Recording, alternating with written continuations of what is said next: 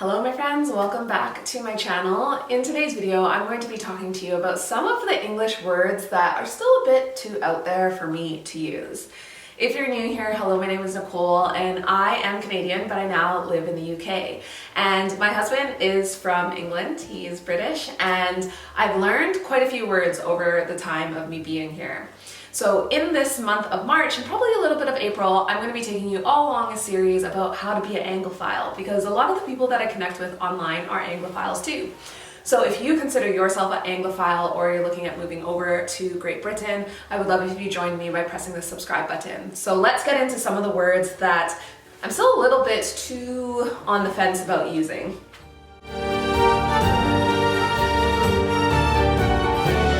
Okay, so the first one is bugger off.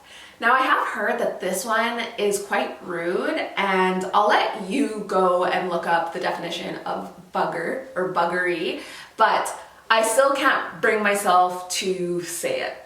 Basically it means like go away or shoo away, like bugger off, but even though I can say it and it's not one of those words that I feel like I need to put on a British accent to say, it still just doesn't feel right coming out of my mouth. So the next saying that I just can't bring myself to use is, it's all gone a bit pear-shaped. So we would say it's gone a bit upside down, I feel like, in Canada, but pear-shaped, I don't understand the logic in it, so I can't bring myself to use that one. This next one my husband says all the time, and I understand the term, but it's still not one that I would feel comfortable using. So if he says someone's lying, he'll say that they're telling porkies. And I understand that it's Cockney rhyming slang, but I don't really get it. So I believe porkies is it's like shortened for porky pies. And then the Cockney rhyming slang is porky pies lies. But I don't think I would have ever got to the conclusion that porky pies is gonna mean lies. So I can't bring myself to use that one. So the next one, in Canada, I feel like we would say she's out to lunch for this one. Which, if you're Canadian or you're American and you understand what that means, let me know in the comments. When I first said that to my husband, I said, oh man, she's out to lunch. My husband was like, oh, what did she have? So let me get into the British slang, and it is a picnic short of a sandwich. And so I know what that means now, but I still would never bring myself to say it. And it basically means like, she's just a little bit slow, or he's a little bit slow. Or not I think in North America we would also say, not the sharpest tool in the tool shed. Now this next term I've been quite familiar with for a long time because my ex-partner is actually from England as well, and he used to say this all the time. And it's the word mingen. Or some people will say it with the G on the end, minging. And it basically means like gross. So Paul would say it like, that's minging. And again, it's just not one that comes out of my mouth freely, and I wouldn't bring myself to use it, although I do understand it. So this next one is taking the mick, or taking the mickey. I don't understand the Mickey aspect of it, like Mickey Mouse? Or like Mick, why Mick? Who is Mick? I don't understand it. I understand what the saying means if someone was going to say it to me, but I don't understand the logic in using the word Mickey. Don't get it. Maybe if you're British and you're watching this, let me know in the comments if you know. So this next one, I just think it sounds a little bit crude, and I think it sounds a little bit like gross, but if it's raining, Paul will often say it's pissing it down. And I just think it sounds a bit crude, so I would never use it. So this next one, again, it's not a word that I use, I understand it, but it's the dog's bollocks. So I feel like in North America we would say the cat's pajamas. So like someone who thinks that they are, like someone who's really full of themselves type of thing. Now this next one isn't rude, it's not crude or anything like that. And I think it's quite a regional thing.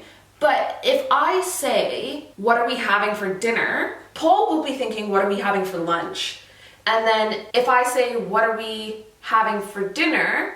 Paul would call that tea, I believe. I may have confused that, but if I did, basically, Paul calls dinner tea and lunch dinner. Lunch, dinner, breakfast, lunch, dinner. We don't need to confuse things anymore. I like the North American way on that one. Okay, so this next one, Paul rarely says it, and I'm gonna have a few at the end of this video that are more Southwest, kind of Bristol area terms. It might not be the entirety of England, and definitely not the whole UK. But this one is talk the hind legs off of a donkey.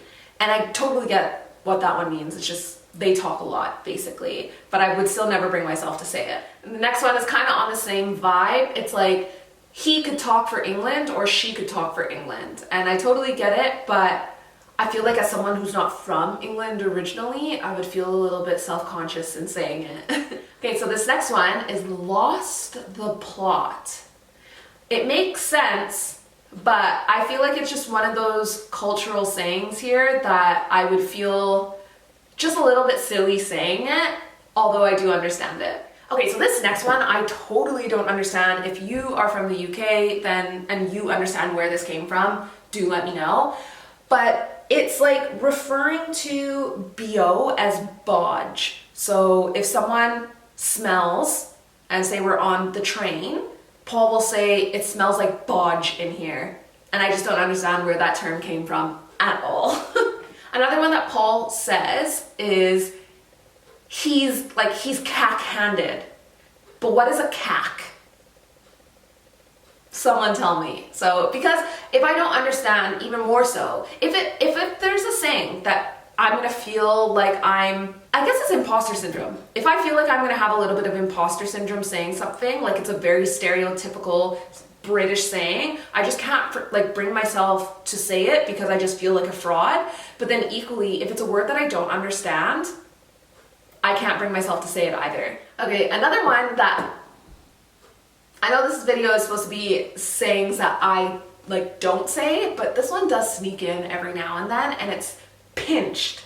So if Paul, the first thing that I thought of is he'll often be like, ooh, I pinched this from work, or I nicked this from work. And it's basically a way of saying like steal or borrowed. Not that he steals or borrows anything from his work, but yeah.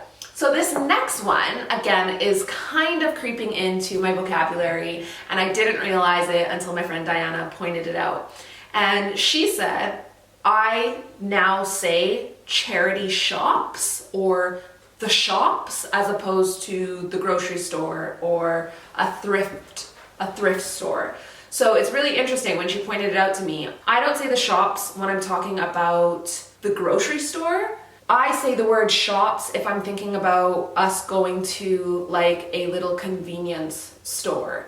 I would never say convenience store here anymore, whereas if I was at home in Canada, I would say convenience store, whereas I don't say that, I would say the shops now.